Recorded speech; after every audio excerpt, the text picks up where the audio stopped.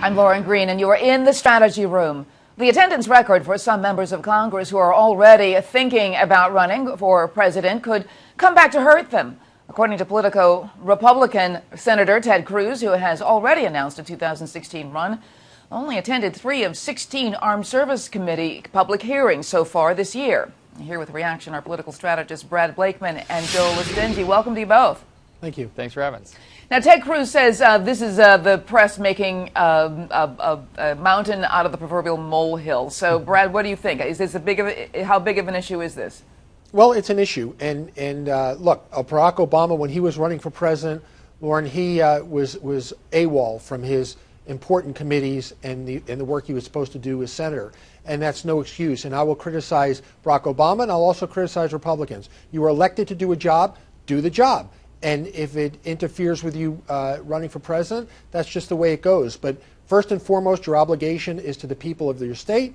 Do your job, be present at your relevant committees, and there is no excuse for running for president for not performing those duties. Yeah, but you know, I worked for Barack Obama. He's president of the United States, you know, in his second term. So you know, Joe, how big of an issue is this for Cruz?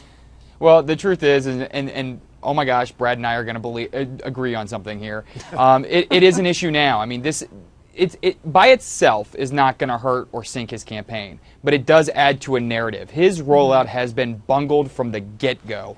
We have the messed up websites of tedcruz.com and tedcruzforamerica.com that both went to pro-Obama websites if you went to them, so we didn't buy his URLs. We also have apparently Liberty. I just heard reports that Liberty University is getting looked at a little closer for their tax-free status now because they hosted this event. And now we've got these committee hearings popping up. He keeps running into roadblock after roadblock after roadblock, and it's not good. So it's building a narrative for him, which is going to hurt his fundraising and hurt his operations for volunteers. Yeah, you talk about a narrative, and it does sound like that. You know, he's being senator is kind of an unpleasant stepping stone to being president. You look at the Real Clear Politics average, and Ted Cruz is an uncomfortable 4.6%. He's the back of the pack, and you know, part of the job is just showing up. So how long? Absolutely. I mean, how could this really hurt Cruz in the long term, Brad?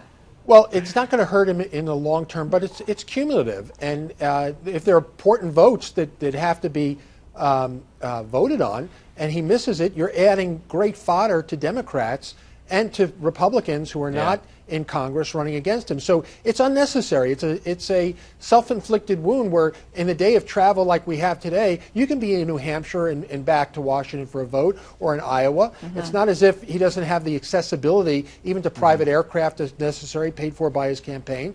And that's a necessary expense of running for president if you have to be present for a bill or have to be present for a hearing. So to me, it's not an excuse. It's not going to be determinative, but it certainly is cumulative to the narrative of him not being ready to be president.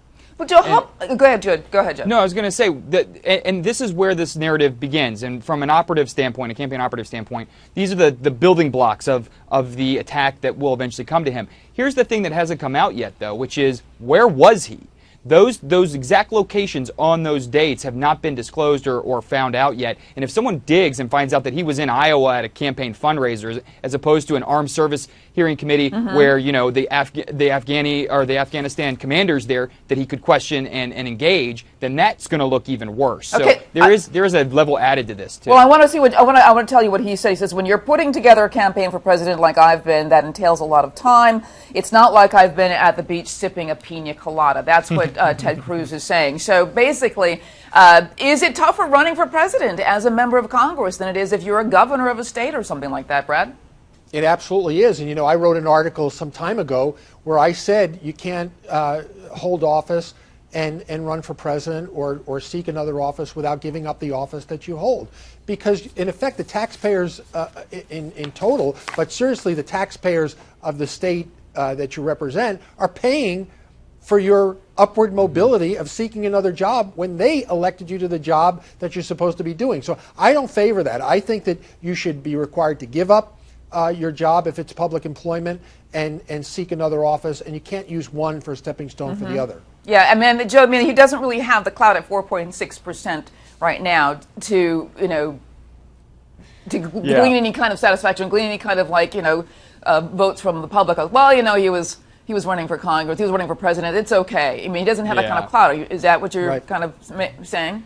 Yeah, I think his communications director gave him some bad advice to talk about process. Oh, I'm running for president, so I can't do my job. I think that whoever suggested that line should maybe take a lower role. I mean, you don't ever give that an excuse for why you can't do the job the people of Texas elected you to do. That is first and foremost. And if you want to go run for president, there are recesses that come and go during Congress. We all know this, right? They're like on 3 weeks, off 3 weeks. They got the entire month of August off. Go campaign then. Yeah. All right, Brad and Joe, thanks so much. You want to check out foxnews.com for more on the 2016 race. I'm Lauren Green, and thanks for watching.